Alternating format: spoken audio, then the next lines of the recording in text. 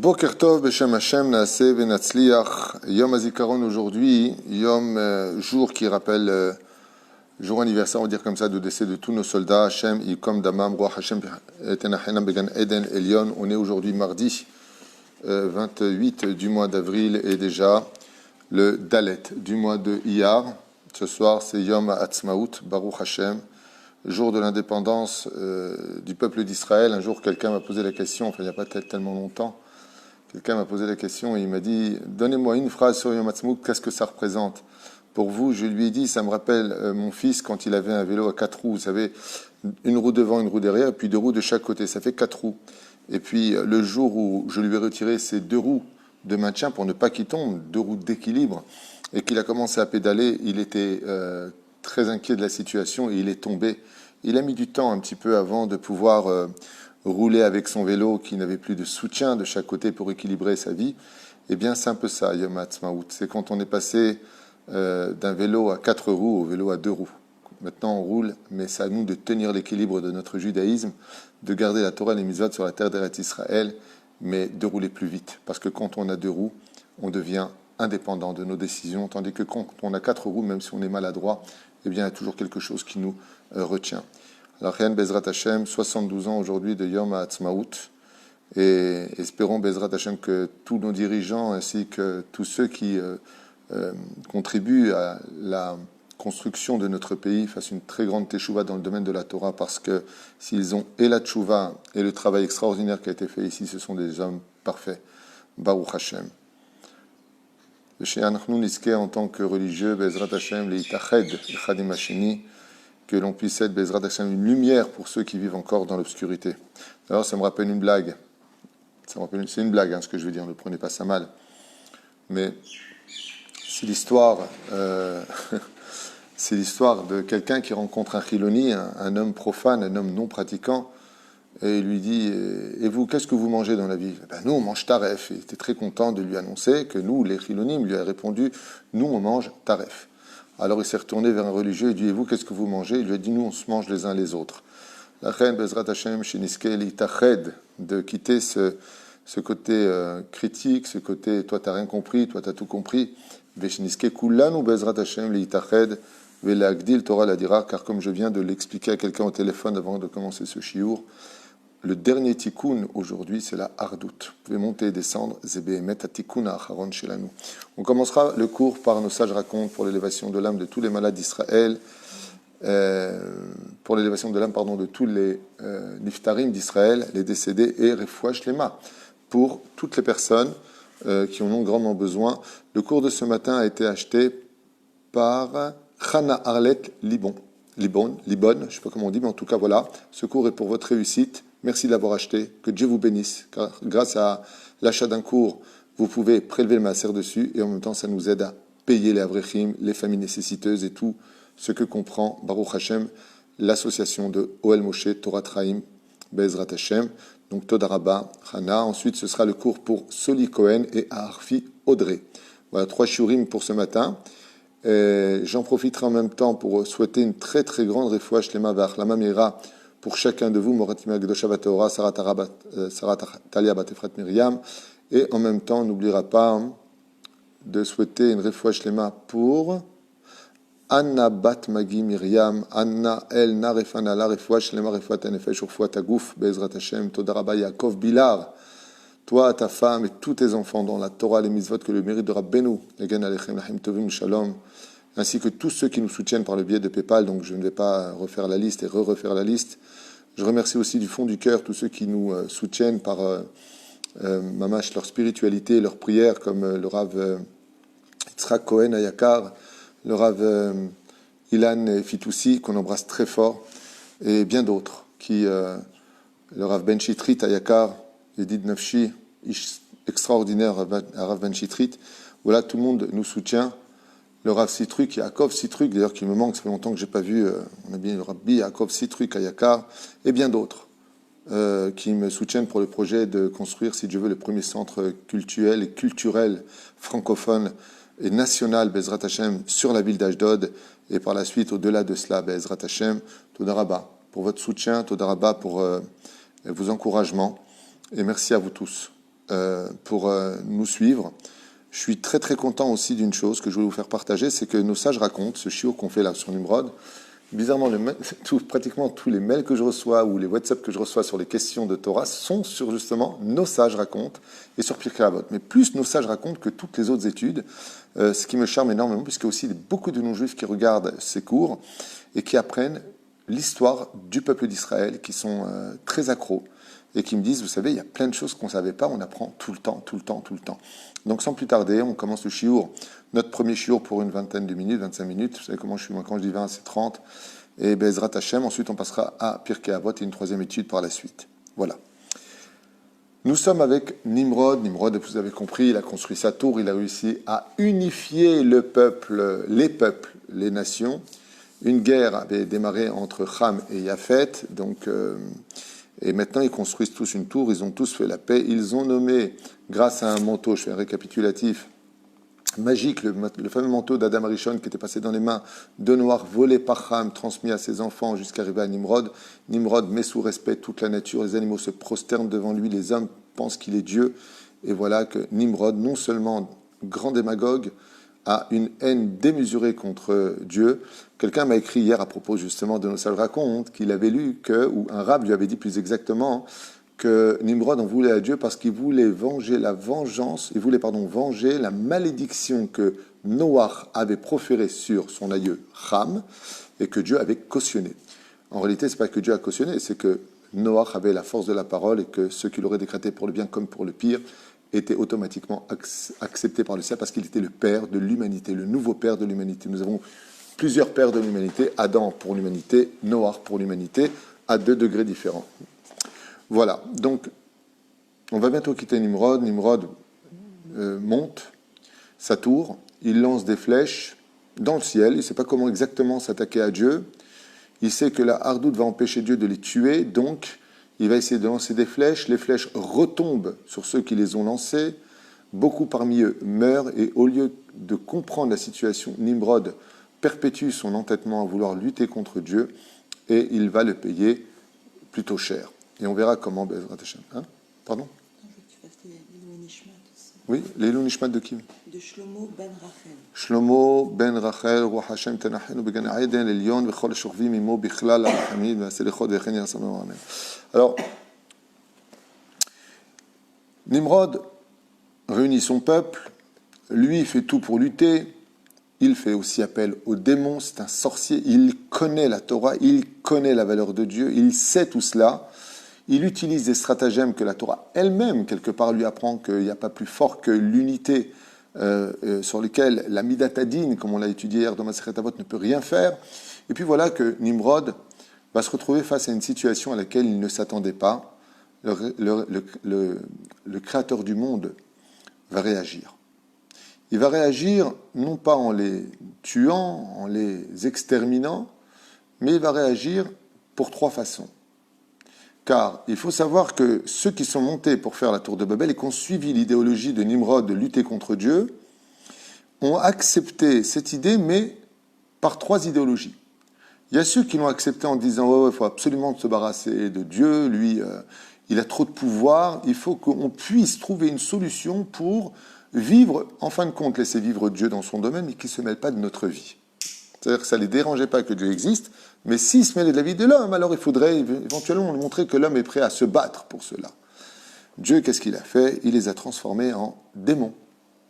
Il y a une catégorie qui, eux aussi, sont montés pour lutter contre Dieu, mais eux, ils sont montés parce qu'ils étaient un petit peu faibles d'esprit. Ils sont montés parce qu'ils ont suivi l'idéologie de Nimrod en disant ouais, il a peut-être raison, puis tout le monde y va, venez, on y va. Mais au fond de leur cœur, ils n'avaient nullement l'intention de lutter contre Dieu, ils ont simplement suivi une mode. Vous savez, il y a plein de gens qui portent des jeans troués, déchirés, qui veulent absolument rien dire, avec des trous sur les cuisses, ou des piercings partout, je ne sais pas ce qui se passe sur Terre, mais ce n'est pas vraiment eux. Alors pourquoi je fais ça ? Même des coupes de cheveux très bizarres en ce moment. Et puis, quand tu poses la question, je pose la question à un jeune, tu trouves ça beau ? Il me dit non, pas spécialement, mais c'est la mode. Eh bien, c'est un peu exactement la même chose. Eux, ils n'étaient pas pour lutter contre Dieu, au niveau de leur cœur, mais au niveau de l'idéologie. Comme on n'a pas beaucoup d'identité et qu'on a besoin de suivre une mode, un mouvement, ils sont montés là-haut. Dieu, qu'est-ce qu'il va faire avec eux ? Il va tout simplement les balbel et aleshonot, il va faire en sorte que quand il va lui demander « donne-moi le marteau », parlant une langue que l'autre ne comprenait pas, il lui donnait le tournevis et il commençait à se fâcher en disant « mais tu comprends rien ce que je te dis ?» Il dit « mais qu'est-ce que tu racontes? Je ne comprends pas ce que tu me dis. » Et ainsi donc, qu'est-ce qu'a fait Dieu? Il a défait le nœud de la hardoute. Il a dit « puisque votre force à vous, c'est de vous unir contre moi, moi je vais vous désunir. » Et ainsi donc, la Midatadine pourra descendre. Et c'est exactement ce qui s'est passé. Et il y avait la troisième catégorie. La troisième catégorie nous dit la Gemara dans Masechet Sanhedrin à la page 109, ainsi que dans Brachot 55, eh bien, nous dit qu'il y a ceux qui étaient montés, pas pour tuer Dieu. Ceux qui sont montés pour tuer Dieu, Dieu les a transformés en démons, en rouchot, en lilin. Puisque vous voulez tellement servir le mal, alors vous allez vous-même devenir le mal. Et ils se sont transformés. Dieu en a fait des démons, comme ça dit la Gemara. Ceux qui étaient montés avec un cœur plutôt, bon, viens, on suit le move, Dieu les a dispersés parmi les nations. Mais il y a ceux qui étaient montés, pas spécialement pour tuer Dieu, mais pour faire, entre guillemets, des grimaces à Dieu, pour se moquer de Dieu. Et la Gemara nous dit, ceux qui étaient montés pour cela, Hachem les a transformés en singes. C'est pour ça qu'on a gardé jusqu'à aujourd'hui l'expression « arrête tes grimaces de singe, arrête de te moquer, arrête de jouer un rôle ». Et la reine, aujourd'hui, comme je l'ai déjà expliqué dans plusieurs shiurim, quand la thèse de Darwin disait que l'homme venait du singe, c'était marqué exactement ici. Le Midrash le rapporte, ainsi que la Gemara dans Sanhedrin, page 109, Amoud Aleph, première grande ligne, deuxième grande ligne exactement, où là-bas la Gemara nous dit que Dieu a transformé les hommes en singes. Ce ne sont pas des singes qui sont devenus des hommes, mais il y a une période dans l'histoire où les hommes sont devenus des singes. Et ça n'a pas été écrit à 300 ans par Darwin, ça a été écrit à 1800 ans dans la Gemara, bien avant Darwin. Juste une parenthèse à refermer. Parmi les hommes qui se trouvaient dans le camp de Nimrod, était apparu un homme qui fera beaucoup parler de lui. Et vous savez de qui est-ce qu'on parle? Terach. Terach apparaît enfin dans l'histoire. Alors on est dans le Midrash raconte. C'est pas le Midrash raconte, hein, c'est le sage raconte. Je ne lis pas le Midrash raconte quel. Juste une question, il y a quelqu'un qui demande, c'est pour ça que les séfarades et ashkénazes ne s'entendent pas? Ils n'ont pas le même langage? Non, ce n'est pas pour ça que les Sfaradim et les Ashkenazim ne s'entendent pas. D'abord, pas tout le monde. Hein. Il y a des Sfaradim qui ne s'entendent pas avec les Sfaradim. Hein. Il y a une époque encore pas tellement lointaine, un Tunisien qui épousait une Marocaine, une Algérienne qui épousait un Marocain, ou un Marocain qui épousait une Tunisienne. Ça ne le faisait pas non plus en France, je me rappelle. C'était une situation très bizarre. Il y a eu une évolution. Moi, je me rappelle que quand j'étais enfant, les choses étaient très bizarres parce qu'au début, on disait « Ouh, tu vas te marier avec une Algérienne. Ah, tu vas te marier avec une Tunisienne. Attention, tu vas te marier avec une Marocaine. » C'est une espèce de comme ça de « Toi, t'es pas bon, moi, je suis bon. » Puis, quand j'ai commencé à grandir, vers l'âge de mes 20 ans, c'était « Walia, tu vas te marier avec une Goya. Tu vas te marier avec un Goy. » Et puis, aujourd'hui, en 2020, c'est « Tu vas te marier avec un homme ou avec une femme. » Il y a une évolution, pas spécialement positive, mais de là à dire qu'il y a une guerre entre le monde Sfarad et Ashkenaz, d'abord, il y a eu cette guerre, elle a eu lieu, mais aujourd'hui, elle est complètement estompée, sauf dans le monde religieux. Malheureusement, les seuls conflits que l'on voit aujourd'hui à la Knesset, au sein de la société israélienne, Sfarad et Ashkenaz ne jouent plus vraiment de rôle Efa va Efa, comme on dit, toi oui, toi non, je ne sais pas comment on dit en français. Il n'y a plus cette différence. Par contre, dans le monde de la Torah, chez les orthodoxes, c'est très difficile encore de nos jours de faire entrer une fille Sfarad dans une école ashkénaze de filles ou dans un Talmud Torah ashkénaze. C'est pas évident. Jusqu'à aujourd'hui, c'est pas évident. Il y a une guerre qui a explosé il y a quelques années seulement où le Rav Ovadia Yosef, quand il était vivant, a dû se mêler d'histoire. Mais de façon générale, non. Aujourd'hui, grâce à Dieu, c'est le changement des cultures qui est un problème. C'est le choc des cultures. Notre façon de voir les choses, notre vision, nos repas ne sont pas les mêmes, nos halachot ne sont pas les mêmes. Donc il y a quand même des différences, mais grâce à Dieu, dans l'ensemble, même quand je suis arrivé au Shtibler, il y a encore quelques années, quand je suis arrivé en 1987, dans le monde ashkénaze ou chassidim, quand tu n'étais pas habillé comme eux, tu n'étais pas spécialement compté dans le minyan. Aujourd'hui, ils te comptent dans le minyan. Il y a eu une évolution très positive en Israël, et c'est exactement ce que j'explique à chaque fois. Soyez patients avec les habitants d'Israël, le pays d'Israël, c'est qu'une question de temps avant que tout ne rentre dans l'ordre. Le problème qu'on a, c'est qu'on est très impatient et qu'au nom de la Torah, on veut tout de suite, tout le monde est Shomer Shabbat, tout le monde fait ce qu'il faut, tout le monde... Ça ne marche pas comme ça. On n'a jamais vu un enfant naître du ventre de sa mère et directement devenir indépendant, marcher, se nourrir tout seul. Il a besoin d'être pris dans les bras, il a besoin de faire ses besoins dans sa couche, il a besoin d'être changé, il a besoin d'être éduqué. C'est l'État d'Israël qui a besoin de grandir. Il faut lui laisser un peu le temps de grandir au lieu de constamment, dès qu'il fait une bêtise, lui taper sur les doigts. Mais enfin bon, je sais qu'il y a beaucoup de gens qui ne partagent pas cette opinion-là, mais en tout cas c'est la mienne, pour ceux qui me suivent. Terach est le fils de Nahor. Sar Tseva Nimrod. Et qui était Terach? Il était ministre de l'armée de Nimrod. A'avoto ameler veromem oto, me'al kol asarim me'al kol bene memlachto. Et regardez, c'est toujours la même chose. Tu vois ce qu'on sait que Dieu, il a l'humour tunisien. Je n'ai pas dit que Dieu était tunisien, mais il a de l'humour tunisien. C'est vraiment incroyable. On l'a vu pour Pharaon. Pharaon cherche le Machar pour le tuer. C'est lui qui le portera lui-même sur ses propres genoux, lui donnera la naïna à manger. C'est Moshe Rabbeinu. Il cherche partout où est-ce qu'est le Machar, et pendant qu'il leur donne de jeter les premiers-nés dans le Nil, il a Moshe Rabbeinu sur ses genoux, en train de lui donner le biberon. C'est quand même très très sympathique. On a vu ça avec Aman, qui prépare la potence à Mordechai, et Dieu lui-même le pendra sur sa propre potence. Ici, on a Terach, qui intervient dans la vie de Nimrod. Nimrod veut lutter contre Dieu, et il va mettre au plus haut rang Terach, donc père d'Abraham, vous l'avez compris, fils de Nahor, comme général en chef de toutes les armées du monde. Terach n'est autre que le bras droit de Nimrod. Et c'est Terach lui-même qui va mettre au monde le pire ennemi de Nimrod, celui qui va faire aimer Dieu dans le cœur de tous les hommes et les rapporter au monothéisme en éliminant l'idolâtrie. C'est incroyable. C'est-à-dire que Dieu fait grandir toujours chez ses propres ennemis, ceux qui veulent lutter contre lui, eh bien le Créateur du monde fait grandir chez eux ceux qui eux-mêmes détruiront le travail qu'ils ont fait. C'est vraiment de l'humour tunisien. Comme ceux qui ne comprennent pas, c'est tu as voulu mettre l'œil, voilà ton œil va te couler, voilà ce que ça veut dire. Véromem oto, mais alcool asarim. Beota et yalda amtalai eshet terach ben. Et à cette même période où Terach était monté un très très très haut grade, bras droit de Nimrod, il avait une femme qui s'appelait Amtalai. Dans la Mechilta, on dit qu'elle avait un deuxième nom. La mère d'Abraham ne s'appelait pas que Amtalai, fille de Carnevo, mais elle s'appelait aussi Tissa. Il y en a qui disent qu'elle avait deux noms. Tissa. Dans deux endroits, elle est rappelée comme ça. Amtalai était une femme, il faut le savoir, grande tzadéket, descendante de la descendance de Shem, et c'était une femme exceptionnelle. Elle est montée à un tel degré de spiritualité qu'aujourd'hui, et jusqu'en 2020 et jusqu'à la fin des temps, c'est une grande ségoula, un grand remède de répéter 17 fois son nom, Amtalai Bat Carnevo, pour obtenir des choses. Je me souviens, je vous raconte une anecdote.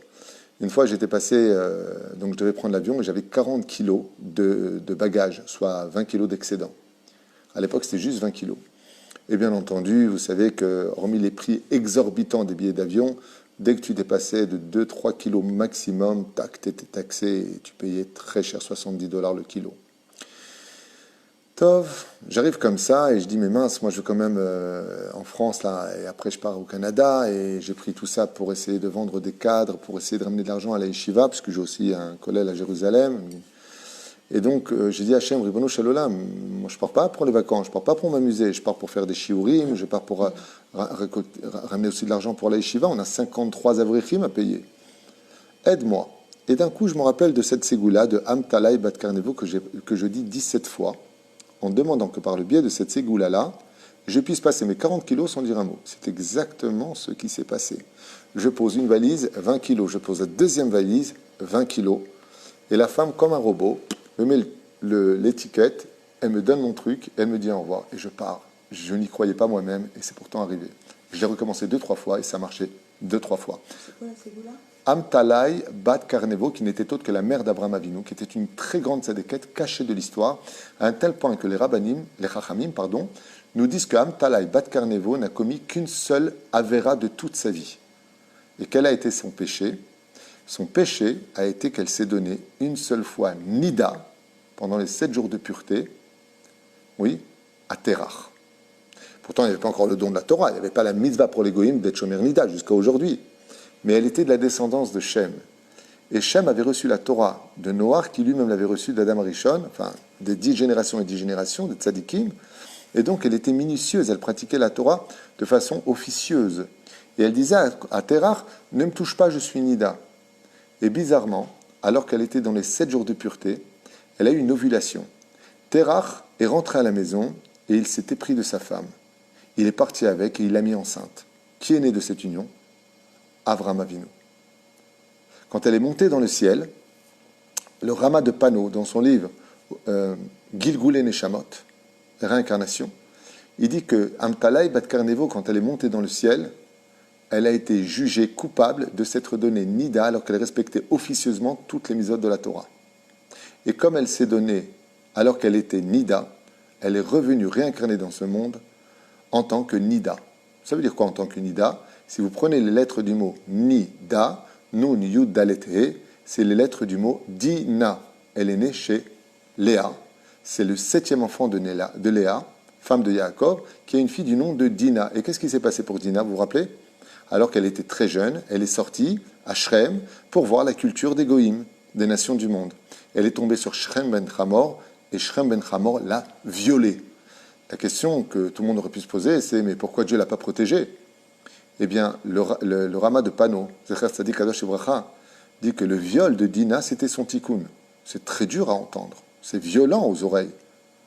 Dieu lui a dit, puisque tu t'es donné volontairement Nida à ton mari, à son niveau, elle, qui n'a eu qu'une seule faute, eh bien, elle sera prise, puisque tu t'es donné dans l'interdit, c'est dans l'interdit de ta morale qu'on te prendra ce qu'on appelle le viol.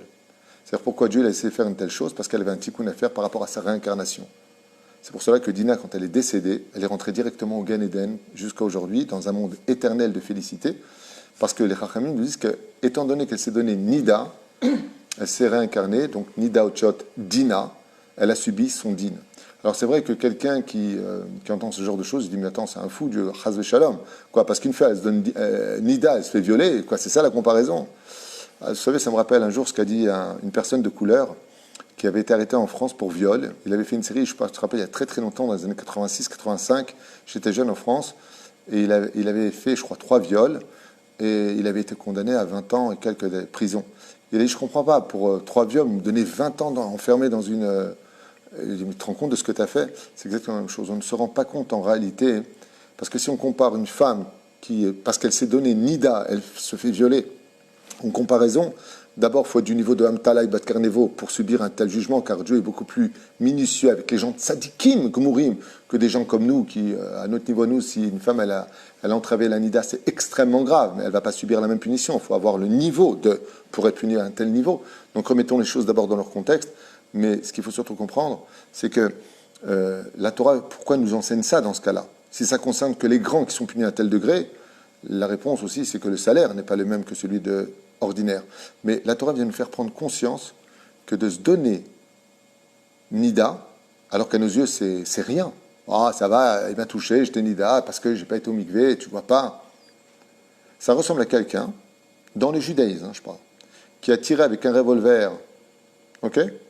Qui a tiré avec un revolver vers un endroit où il n'y avait personne. Seulement, ce qui s'est passé, c'est que la balle, elle est passée là où les yeux ne pouvaient plus suivre et qu'elle a tué quelqu'un. Alors on cherche le meurtrier. On lui dit, c'est vous qui avez tiré? Il dit, oui, bien sûr que j'ai tiré. Il dit, mais qu'est-ce qu'il y a? J'ai tué personne. Il dit, non. Là où vous étiez, vous avez tué personne. Mais la balle, là où elle est arrivée, elle a tué quelqu'un. Le problème, quand on fait une avéra comme allumer la lumière le Shabbat, c'est impensable de penser qu'un mec qui va allumer la lumière le Shabbat, il n'aurait pas de monde futur, il aurait au Guénam. Pourquoi? Parce que j'allume la lumière le Shabbat, parce que je fais ça, mais il faut être fou pour punir un homme pour ça. J'ai rien fait de mal. D'accord? Ben, oui, mais le problème qu'il y a, c'est ce que toi tu comprends, c'est ce que toi tu vois, mais tu ne vois pas la vraie phase de l'histoire. D'accord? C'est comme quelqu'un, il roule en voiture, filme Machara, il fait rien de mal, il a juste écrasé quelqu'un derrière, il a juste tué une personne. Il dit, je suis désolé, j'ai pas fait exprès, j'ai rien fait de mal, j'ai voulu faire une marche arrière, mais tu as juste tué quelqu'un. Donc reprenez un peu les choses dans leur contexte. Et la Torah, ce qu'elle veut faire, c'est un peu à l'image de ce que j'ai souvent expliqué. Quand on nous dit, si tu fais ça, tu meurs. Dans la Torah, c'est marqué, tu fais telle faute, égale chayav mita, tu meurs. Est-ce que pourtant on le mettait à mort? Non. Alors pourquoi tu le dis? Pour te faire comprendre que ce que tu as fait est tellement grave que tu aurais mérité la mort. Comme un père qui va dire à son fils, si tu continues, je te tue. Est-ce qu'il va le tuer? Il est en train de lui dire que tu me mets tellement les nerfs, tu fais tellement du mal dans ta façon d'agir, que tu mériterais que je te tue. Voilà ce que veut dire la Torah. La Torah ne veut pas nous condamner, mais elle veut simplement nous dire, tu sais qu'en enfreignant le Shabbat, en enfreignant la Nida, en mangeant taref, tu crois qu'il n'y a pas de résultat, tu crois que bon, il ne s'est rien passé, tout est cool. La Torah vient nous dire, hé, réveille-toi, regarde ce qui s'est passé pour Dina. Donc, en fin de compte, l'histoire de Dina n'est qu'une mise en garde historique pour les enfants d'Israël, pour comprendre la gravité, pour qu'on ait une réaction en disant, mince, si Dieu il a fait ça et que Dieu est bon et que Dieu est justice, c'est pour nous réveiller en nous faisant comprendre que ne pas respecter la Nida engendre des choses qui sont beaucoup plus graves que ce que nos yeux peuvent voir. Ça me rappelle un petit peu l'histoire du coronavirus. C'est rien, c'est un petit truc qu'on voit même pas, il a arrêté tout le pays et ils ne savent plus quoi faire. Le monde entier est totalement paralysé par un petit truc qu'on ne voit pas du tout. Pourquoi Dieu il a fait une chose pareille? Parce qu'il y a un enseignement. Tu vois, toi, quand tu viens, tu regardes des films interdits, quand tu prends la femme d'un autre, quand tu te fais la bise, quand tu danses en boîte avec des filles, pour toi, tu fais rien de mal. Nachon? Tu ne vois pas ce que tu fais. Et Dieu lui dit, tu détruis le monde que j'ai construit dans le monde d'en haut. Chaque Avera est un des lumières dans le monde d'en haut. Le message qu'on reçoit de ça, c'est quoi? Pour un petit virus que personne ne voit, le monde il s'arrête, tout le monde est ruiné, il y a des gens qui crèvent de faim, on ne sait plus où on va. Quoi pour ça? Dieu nous renvoie la monnaie de la pièce. Il y a un enseignement à retenir dans ce que je vous dis. Dieu est en train de nous dire, pour vous, ce que vous faisiez, c'était rien. Nachon? Moi, je vais vous faire un truc qui paraît rien non plus à vos yeux. Et pourtant, on voit que tout est bloqué. Nos péchés bloquent la Géoula, bloquent l'abondance, bloquent la volonté divine. Et c'est pour cela que Zekenegedze Hashem. Tu vois, elle, qu'est-ce qu'elle a fait? Amtalai, elle s'est donnée. Oh, ça va, j'ai toute ma vie gardé la Nida. Tu vois pas ce que j'ai fait de mal? Psst, viens, le Rama de Panou dit, tu sais comment elle a payé ça? Elle a été violée. Pas pour que ça t'arrive, chas shalom, mais pour que tu prennes conscience que la gravité d'une chose que pour toi tu estimes être légère et banale, en réalité, comprend des conséquences dramatiques. Et c'est pas parce que tu les vois pas aujourd'hui qu'elles n'existeront pas demain. D'où l'importance de Troufa Kadmalamaka, de faire tes chouvas dans l'amour, la joie, et d'être plus raisonnable avec ce que nous conseille la Torah de suivre comme chemin. Tu peux rappeler la Ségoula? Amtalai Bat Karnevo, 17 fois. Il faut le dire en voix haute. Amtalai Bat Karnevo, 17 fois Gematria Tov, parce que Amtalai Bat Karnevo, selon les Mekoubalim, quand elle est montée dans le monde d'en haut, elle a eu un tel mérite pour être restée pieuse dans un monde aussi déchéant que l'époque de Nimrod, que Dieu lui a donné le titre d'un ange. Donc elle est devenue un symbole très important. La mère d'Abraham Avinu ala Shalom. Amtalai Bat Karnevo. Shagdola Meod. Sruta Tagen Alenu Amen. Tov, on en apprend des choses. Baruch Hashem. Donc, Eshet Terach ben Aviv Karao Avram. Et donc, elle est tombée enceinte. Donc, Avram, bizarrement, c'est un fils de Nida. C'est pour ça qu'il va naître incomplet. Avram, pas Avraham. Bambro, pourquoi on l'appelle comme ça? Romemani Amelech le Av al Kol Sarim. Vous savez qu'avant, on donnait des noms à nos enfants par rapport aux situations que l'on traversait dans la vie. Comme Binyamin, Ben Oni, fils de ma souffrance, fils de ma droite. Yehuda, Dieu maintenant m'a donné un quatrième fils, je veux le remercier. Yehuda, ça veut dire du mot Léodot. Et là, pourquoi il appelle, nous dit le Midrash, Avram? Parce que Av veut dire en hébreu père, Ram en haut. Étant donné que Terach, alors que venait de naître à ce moment-là Avram Avinu, étant donné que comment il s'appelle, Nimrod, le roi du globe de la terre à cette époque, avait élevé au rang de père de tous les ministres, premier ministre, bras droit du roi de tous les pays qui existaient à cette époque, eh bien, il a nommé son fils, en réalité, en son nom, à lui de son nouveau statut d'être le père élevé des autres. Av, en hébreu, père. Ram, Meromim, Ram, élevé. Je suis devenu le père de toutes les hiérarchies dans les royaumes de Nimrod. D'où le nom de Avram. Les Chachamim nous disent Avram, pour d'autres raisons, qu'on étudiera la Bezrat Hashem quand on arrivera à l'identité d'Abraham. Okay?